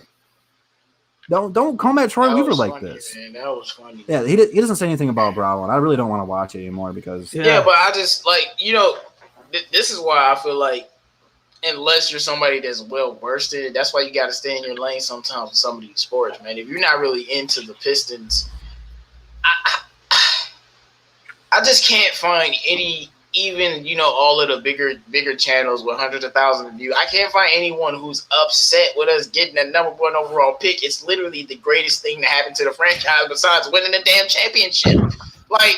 There is no way you can have a negative connotation about the number 1 overall pick. It's just, unless you got something in here that you got to figure out. You know what I'm saying? That's the only way. You can only look at this in a positive light because everything that we want is right there. And when you consider who we have as a general manager in Troy Weaver, Trigger Troy is going to pick the right guy. He's going to pick a stud. He's going to pick a superstar. He will. And when I know that, and when I know the position that we're in and all the power that we have, and then when I know we got Sadiq Bey, first team all-rookie, we got Isaiah Stewart, second team all-rookie, we got Killian Hayes, who's going to be very great. We got Saban Lee. We have a lot of young talent on the team that's still building up. Everything is going up for the Pistons. If you're looking at the Lions and the Pistons trajectory, by next season, the Pistons will be on a better trajectory. You know what I'm saying? And that's just what's going on. You don't really know about the nuances of the team. I can't understand how any fan that's a real fan of the Detroit Pistons can be mad about the first pick and then being upset and trying to say stuff about other people who are happy and want to throw a party. Man, we should have had a parade. It's never happened before. What part of that don't you get? This is not something that's normal for us. I know what we did in 03 when we had idiot management. when we had management that would have never drafted us Sadiq Bey. You know what I'm saying? But it's a new regime now, and they know what they're doing. And we had a rough season, and now it's gonna pan out. This isn't like the Lions where they have rough seasons, and then it just doesn't pan out. You know what I'm saying? Or they will have a good season and still have a rough off season and get rid of somebody. So it's just a little bit different. And I feel like when you really know about the team and how we're trying to build and what we're trying to build, the first pick was everything the doctor ordered. I mean, nobody really expected us to be in this position. But now that we are, we have the advantage, man. And it's just something great, not just for the franchise, but for the entire city, man. It's just a beautiful, beautiful thing. I don't know how you can downplay that, man. I just don't know how. Let me say this real quick because I see a lot of people say we're not Lions fans. They're on my I'm not arm, a dude. Lions fan, How many bro. of you guys have a Lions tattoo on your I arm? got an bro? Adrian Peterson Lions jersey. Stop talking to me. Same. Like, stop talking to me. That day one, you got him out, dude. Me Like, too. Me you and don't Drew understand. was like, oh, AP here? Oh, we getting the jersey. Literally. Yep. I bought that as soon as it was available. So for to say we're not Lions fans, you're not true. I've loved what Brad Holmes and Dan Campbell have done. It takes a lot longer to build a football team, and they did it right. Yeah. They built in the trenches to start in the draft. They did great. But it's easier to turn a basketball team around than a football team. There's more sides of the ball, and football is harder than basketball. It's a lot more physical contact and getting the right guys. The Detroit Pistons have the brightest future out of all of the Detroit sports teams right now, and that's straight facts. I don't talk about the Lions all the time because I know basketball better. Not that I don't know football, but I'm not going to – like if the Lions went 0-17 next year and they got the first pick, I'm not going to be like, hey, you guys need to chill out, man. It's the Lions. They're going to draft the tight end first overall. I'm not going to do that. I'm going to be out there doing beer showers again because we got the first pick. Imagine if we got the first pick this year and it was Trevor Lawrence. Oh, I would be doing beer showers too. That's Trevor damn Lawrence. Or it was Andrew Luck or somebody like that. Oh my goodness, it's not like that every year with football. But man, you know, that's a little bit different. Trust me, any Lions fan with the first overall pick, were we really upset about 0-16 or were we happy we got a quarterback? Everyone was happy. So come on. I would understand if the Pistons won 20 games and had the 7th or 8th pick and we celebrated like that. But it's the first overall pick. I haven't seen that in my lifetime. And I know he's old. He's 50 or whatever. He hasn't seen that in his lifetime either. So for you just to brush it off like it's no big deal is flat out stupid. I don't think anyone in here in the comments or on the panel was alive when the Pistons had the first overall pick. Maybe I'm wrong. Maybe, Jamal, you're older than you look. Maybe, I don't know. But I don't think you were there. I mean, Bravo, I don't think you were there. I don't think Jim was there. Hey, man, don't bring Jim into this. No. Go ahead. There's always going to be some negative people. You cannot really have no negativity in this community. But what hurts us the most, having very extremely negative people. This guy is very negative. You can see him. I can see why it looks like he's got hurt by the Lions for multiple years.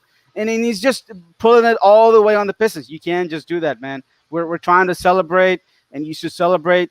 If I am the director of Woodward Sports, I bring him in and have a conversation. Why did you do that? You want to go back on the show and apologize to the people? I don't need an apology. I am looking forward to when Cade takes over and he has to eat his words, because what he said was a safety sentence.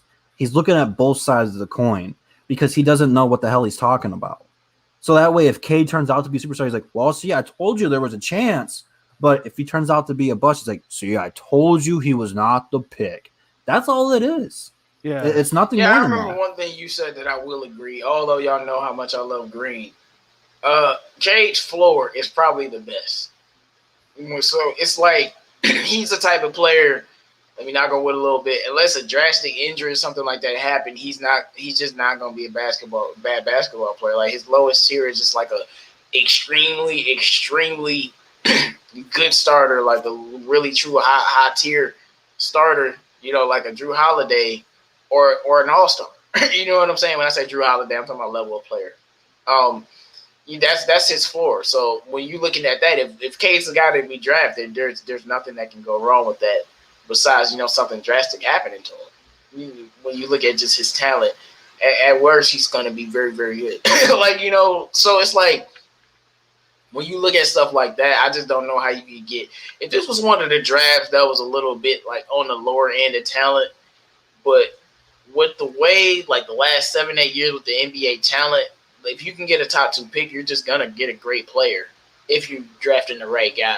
From the Trays and the Lucas to even, I know y'all hate on Zoe, but Zoe and people act like Tatum wasn't drafted 3rd overall, Tatum and stuff like that. We ain't gonna talk about Fultzy. But when you look at stuff like that, you get Cade. How can it go wrong? You know what I'm saying? And when it comes to what he would be. My expectations aren't the highest, they aren't the lowest, but I know that dude can play basketball, and the fact that we can get him on our team is a miracle, to be honest with you. It's interesting. Here's my thing real quick about this is I'm not giving him the satisfaction. If you're going to talk about my reaction and how I feel about the team and why I shouldn't be excited, have me on the damn show. You don't pay me for it, but have me on the show, and I'll come on there and I'll let you have it. I've done that. Remember what I did last year? Remember that whole DSA thing we did where we exposed the blitz? I let him come on the damn show to defend himself, and he couldn't do it. If I'm going to talk bad about somebody, come on the damn show. He's welcome on here. Easy if you want something to leak, he's welcome on here. But if you're going to talk about me, if you're going to talk about Pistons Talk or Detroit Kool-Aid, that was Detroit Kool-Aid's first real show. And because he had a lucky teddy bear and he was jumping up and down because I went gorilla on your table and I had a better show than you, You're gonna downplay our performance? I'm not hating on him. I'm part of Woodward. I'm part of them. That's my other crew. I'm not leaving them. And they might talk to me afterwards, but if you're gonna talk about me, have me on the damn show. That's all I'm saying. I don't let people get away with this. If someone talks bad about the Pistons, how much time have I talked about 97.1? I'm not a part of them. It's different. If J-Mo said something outlandish, I don't know. Sadiq Bey couldn't shoot threes. Do you think I'm just going to let that slide? You think I'm going to let that slide? I'm going to call him out on it. It's nothing bad. Have me on the show next week. I'll be there. That's all I'm saying. There's nothing bad about him. I'm not saying anything bad at all. Just have me on the show next time. I was at work. If you're going to talk about me, hey, can you make it at this date and time? I'll be like, I will make it work. That's all there is to it, man. Yeah, man, it ain't that big of a deal. My thing, it'd be different if they just talked about it, but showing you and that type of stuff, you can't be doing that. You know what I'm saying? The showing you doing it and then talking about it over the picture and stuff like that. Just hurt people, man. That's all I'm gonna say, man. The team is going in a great direction. I saw some people talk about the Tigers. Tigers are about to be great. Tigers have a bright future as well, man. Shout out to the Tigers. The Tigers, they're doing it right. They got Casey Mize, and he's supposed to be that dude, and he is. And they got little Spencer Torkelson or whatever his name is, and it's good. Low key, the Tigers fans have been they've been probably the realest fan base because even when we sucked, we never trashed them. And look at where they are now. I just feel like the Pistons, just what you said, Drew, man, they definitely in the best situation. Even though the Tigers are going to be a good, solid team. Akil Badu is my favorite Tiger ever, damn near. This dude is so special. He's going to be a superstar. Even our minor league teams, man, we got so much talent. Like I said, Spencer Torkelson is supposed to be like an Aaron Judge level hitter, bro. He's out there hitting dingers left and right. So when you look at it like that, and I'm telling you, we went through a lot last year. It was a rough season, man. Yeah, but even though we had the worst record, we still showed promise. Right, that's what I'm saying. That's my point. We went through all of that, and we saw everybody, even Sekou at the end, have a jump. And when you combine that with making moves and adding a borderline all-star rookie season, and Cade or Jalen Green, it's gonna get great for us. You know what I'm saying? All I'm saying is Detroit versus everyone, man. Yeah, I didn't mean it. That went on way longer than I thought it was going to. I didn't think that was just kind of a story. I wasn't even going to talk about that, but I kind of forgot about it because I didn't finish watching the show. Because why would I? You know. Yeah, man. If you guys got some questions, man, drop them on below. We're gonna do one more topic. Which one do you guys want to do? I know we got a couple still in the Let me go look. in the We can clip. talk about this. Yeah. Well, I actually do want to Diallo and Frank. I kind of did want to talk about that a little bit. All right, we'll make that the final topic. That's interesting. So, with the first overall pick, roughly. Oh yeah, shout out to Sekou, bro. He got a girl. Hey, Benjamin. Hey, I saw the pick. I was like, yeah, Sekou with the drip on. Hey, look, man, Breakout Sekou be season drippy. incoming. Man, Sekou. Hey, man, Sekou be dripping and he be hooping. Y'all saw some. He just posted some more stuff of him hooping, man. Nah, like I said, yeah. You know it's serious when he posted a picture of him dunking on a hoop that didn't have a net. Hey, I'm telling you, man, I feel like Sekou, regardless of what happens with his future, it's different types of players, and there's some players that are out to prove something to specific people, and I feel like Sekou is out to prove to Casey that, like, bro, I am that dude, whether Troy Weaver moves or not or whatever, and that motivation is only gonna turn him to a great basketball player, man. I think the motivation that he has is good. Killian, we ain't talk about him a lot. It's been real quiet, but this boy Killian probably putting in 16-hour days. You know what I'm saying? Like, all the young guys crazy. have been in the lab right like now. they going crazy. So I'm really excited, man. So let's move on to the final topic real quick. With the first overall pick, Cade's roughly going to make somewhere between $10 million, somewhere on that ballpark. Which we don't have a whole lot of salary cap because this D-bag named Blake Griffin got bought out, and that's take up a lot of our books.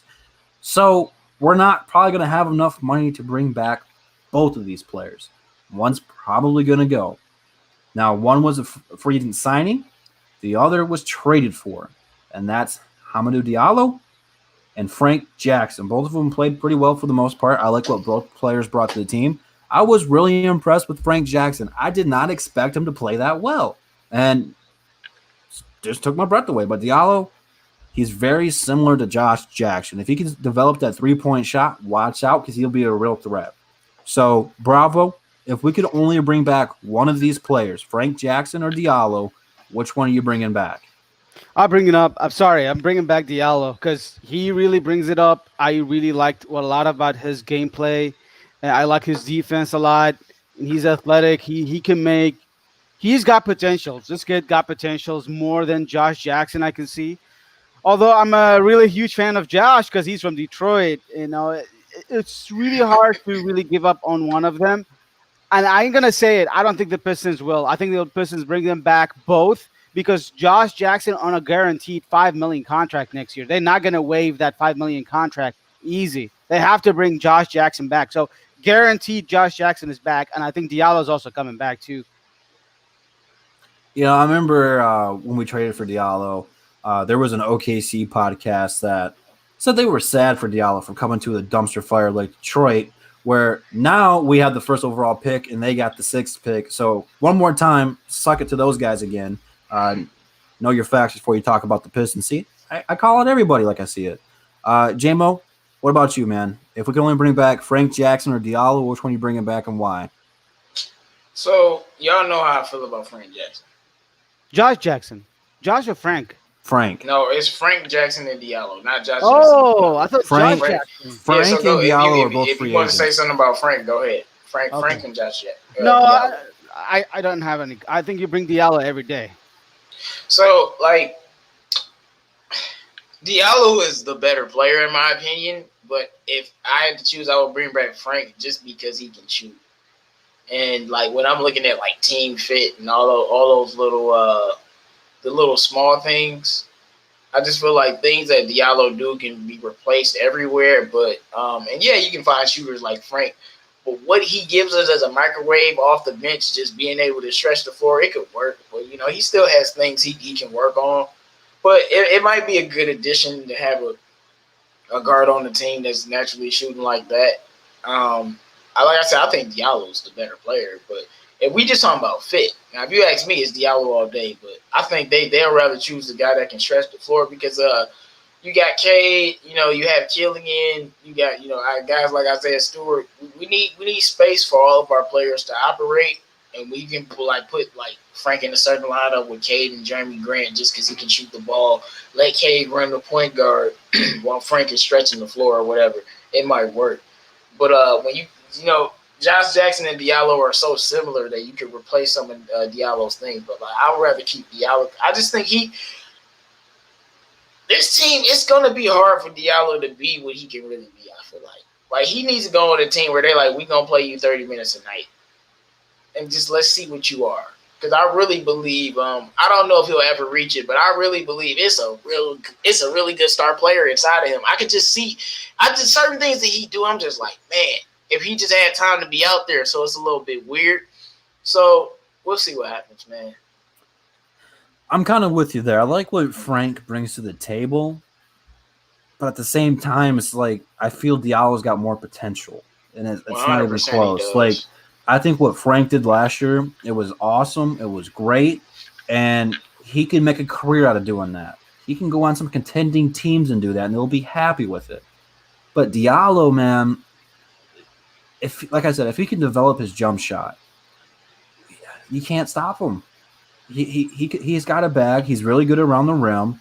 He knows when to take shots and when not to. And one of the things Dwayne Casey talked about last year is his improvement at the 3-point line. Is they don't want to throw him in situations where that's his go-to shot, and that happened a little bit more last year when it needed to be. But he's going to get there eventually. It may never be a 40% shot, but just the mid-30s, and that's all he needs. Just a reliable corner shot. You know how Bruce Brown developed that, where he'd hit 1 or 2 a game? That's all we need from Diallo. The rest of it's going to be go out here and play with Killian or Cade, go get some steals, and go get some stops. He's a way better defender than Frank. And if you have a lineup with Diallo and Josh Jackson and Killian, that's a really good defensive front right there. Like, yeah, he's definitely – our team, like I said, I don't know if I said it online, but I think I said, like, our team, we really could be a top 5 defensive team, top 10 defensive team. Jeremy Grant, Killian, Sadiq Bey, Sekou, Diallo, Cade Cunningham, Isaiah Stewart. You're just talking about a constant rotation of dogs on defense. And Diallo's defense, I think, is like better than Josh Jackson. After Jeremy Grant and Killian, he's probably the 3rd best defender unless you want to put Stewart there. Like, I know everybody isn't the highest on Killian, the other side of the ball, but I think already he damn near the best defender on the team because I'm watching him guard people, and I'm watching him guard the guards. But regardless of that, that might be a reason to keep him, but I just feel like when you thinking of, it's like, who are you thinking about? Are you thinking about Cade Cunningham, or are you thinking about the team? If you want somebody to fit with Cade Cunningham, you're just going to keep Frank Jackson. You don't want a guy like Diallo who's going to be trying to get his offense, create his own shots, do his own thing because that's the type of player he is. He's a scorer, and then have Josh Jackson doing all of that. Sometimes you want somebody that's going to play a little bit of role. But y'all know I'm not the biggest fan of Frank Jackson, but I just respect what he can do with the basketball, shooting it. I don't have to be a fan of you. I can be completely unbiased and separate whatever because I just study about basketball. When you talk about basketball, Frank Jackson fits great if he can shoot like that. Like, that's something that Diallo could never give you unless Diallo is shooting like that. So he would have to be able to do what he did this year in a different situation on a team where he's not getting more minutes. But let's just say, for the sake of argument, it worked out. His fit would just be so much better. You know what I'm saying? But we don't really know if he'll be. We don't know if he'll have another season like that. You know what I'm saying? Yeah, so the thing is, I noticed that the team last year, we really struggled big time on defense. The guy who's defending on our team is Diallo, was the good defender. Like Dennis Smith Jr. was a good defender. A few players defended the ball last year. Like Killian, obviously. I'm not talking about the starters. I'm talking about the bench players. Cook is just an average, maybe a little bit above average defender. But we need a guy who can play defense. So I think Diallo is probably coming back. But I'm surprised he's not training with the Pistons players. However, you see Frank Jackson is. So it gives me a feeling that Frank Jackson is. So I can feel like the Troy Weaver is bringing back Frank Jackson. I don't know how much is the deal, but it sounds like they promised him a position because he's training with Killian Hayes and with Beef Stew, and you don't see Diallo. Diallo, we saw train him a few days ago in New York Summit. So he's training in New York, and he went to different places to train. So he's not with the team as far as I know. So I It's would just going. I'm gonna be upset if he ain't on the team. I don't know, man. I Yeah. just feel like from a perspective of, damn it, if we could have just gave him a chance to be who he is. You know, it doesn't always work like that on the NBA team because there are certain roles. Because I feel like if some team gives him a run, he gonna end up turning up crazy. Like really, he's gonna, and that, like, of course we can win championships and we don't need the guy. But you know, sometimes when I know a guy could be better than he is, like Diallo, it's gonna hurt losing him. You know what I'm saying? But it'll be tough if he's going, because I know some team is gonna give him some run. He's gonna shine. So it's a better question is for you guys. How much Diallo is going to command as a salary? I really he's gonna be more than Frank Jackson, way more. Yeah, he would probably eat up the rest of our cap space, which we got. How much? 10 million. No, we got 20. If we waive Corey Joseph, we got 20 million. Yeah, but 10 of that's going to go to the first pick. Yeah, you still have 10. You can give 8 millions to Diallo, and we get a couple of millions for Frank Jackson. If Dennis Schroeder wants a max contract, I think Diallo's going to want a pretty big paycheck too. No, I don't think he's worth more than. Average is 8 to 10 million. I don't think he should get more than 10 millions in my opinion. And if we give him 10, that's the rest of our money. We won't have enough for Frank unless we bring him back on a vet's minimum. You will bring him back. Frank Jackson is just. I think you could bring him back on a minimum, but you might give him another. Well, I'm about to say, who says Frank wants to take that minimum? What if he wants to get paid? If you give Frank, he got Cervitas. He can shoot too. Oh no, hey man, I would rather keep Cervitas over Frank, 100%. Cervitas is a way better prospect than Frank. Man, it's 6'9". It can dribble and move and score a little bit, a very little bit, and he can shoot the lights out. You just don't find 6'9" human beings that can do what he can do. I'll keep saying it. You know, it's just rare. So, if we want to get rid of Frank for Cervitas, I'll take a 6'9" guy shooting over what is he, 6'3", 6'2", Frank Jackson. I don't know how tall he is. Somebody tell me, but I don't know how good Cervitas is. Nobody really knows, so we don't really know what's going on with that. 6'9", J-Mo. No, not 6'9". I'm not talking about Frank Jackson, not Cervitas. I know Cervitas is 6'9". Cervitas, Frank Jackson is 6'3", 6'2", maybe. Yeah, I'm taking a guy that's 6'9" shooting it over. Yeah, and I think it's just, you know, you cannot tell me Cervitas can't hit open shots from Cade or Killian Hayes. You can't tell me that. Like, yes, he can. Like, you can't tell me he can't do that. Man, I loved Cervitas actually, and he didn't play a bad defense at all. He's just an average, below average defender. And if you look at Frank Jackson, he got a lot of hype because he scored a lot last year. It doesn't mean he needs to get a big money. He needs to get some money, but if I'm the Pistons organization, I'd give Diallo a three-year contract, starting with maybe 8 million, then 9 million, then 10 million on the third year. And Frank Jackson, give him a couple of year contract, maybe 2 million, and then 5 million on the next year. This is how you do it. Maybe you can give them more money, more incentive in the second year, so that you can use that money from Blake contract. And I do feel like we do have some cap space to sign all of these guys because, you know, Corey Joseph, I don't think he's coming back. Magruder is not coming back. Wayne Ellington is not coming back. I do feel like Tyler Cook, because he's gonna command a 1.5 million if you sign him back. We got team option on him. He might not come back either. You know, we have to give him a lower money if he accepts. So we might be really sharp, really like strict on that salary cap. And we might. It might cause us to lose some players. Yeah, it's just, you know, I can see Dennis Smith Jr. Either way. Give him a $7 million off our contract. He's not coming back either. I don't think he will. You don't need him now, huh? You don't need DSJ now. Yeah, you don't need him. You know, you can just trade him in. You know, just let him go. Man, I told you, DSJ ain't been on this team to me since Killian came back, bro. Like, he been off the team. So you know what I'm saying? Yeah, Frank the backup PG. No, he not. Frank not a PG. He a shooting guard in a PG's body. He doesn't play point guard. Yeah, He shoots and scores. He shoots and scores the ball. Yeah, these players I'm not worried about really in this. Like we got a lot of roster space. How do you worry about these second rounders we have? And if the Pistons trade up and get another first round, we're not going to have cap space for sure. So that's why you draft second round picks into this reason, because you save money.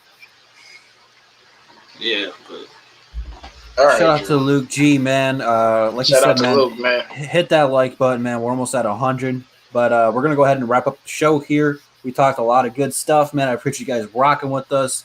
We'll be live on 313 JMO's channel next time, which I'm not sure if that will be Monday or this weekend. So stay tuned for that. I'll let you guys know as soon as we know what's gonna happen with that. But Bravo, man, what you got for final thoughts tonight? Good show. It's been a while. We haven't talked about the Pistons last week, so we were busy. So we'll try to make it, guys. And thank you for coming here and enjoy the show. And we will be back again sometime soon. And we'll talk about Pistons. Let's go. Heart of the City, Mr. Free Smoke himself, 313 JMO, man. What you got for final thoughts? Man, it was a great show. Shout out to Joey Polo for joining us, man. And shout out to World War Sports for being depressing about the Pistons being successful. And shout out for all of the people in the chat for coming and joining us. True Teller says, watch Chris Duarte when I find and get a chance. But like Drew was saying, I definitely will have the show next week. My schedule is just crazy, so I have to figure out which day that I can do it. But as always, I say we back, and I've been seeing a lot of stuff on Twitter the last few weeks. Pistons fans getting hated on for being happy, and Pistons fans talking reckless to other fan bases. And I'm going to tell y'all this. Puff out your chest, because we going to be good. We going to be good. With Cade Cunningham, go ahead and talk a little smack, because we going to back it up, because we always do. And it's time for you to enjoy yourselves as a Pistons fan. It ain't about being on bandwagon, man. We've been through it. I know a lot of y'all were here when we was winning 17 games. Y'all were here the year before when we were trapped. Y'all been here struggling.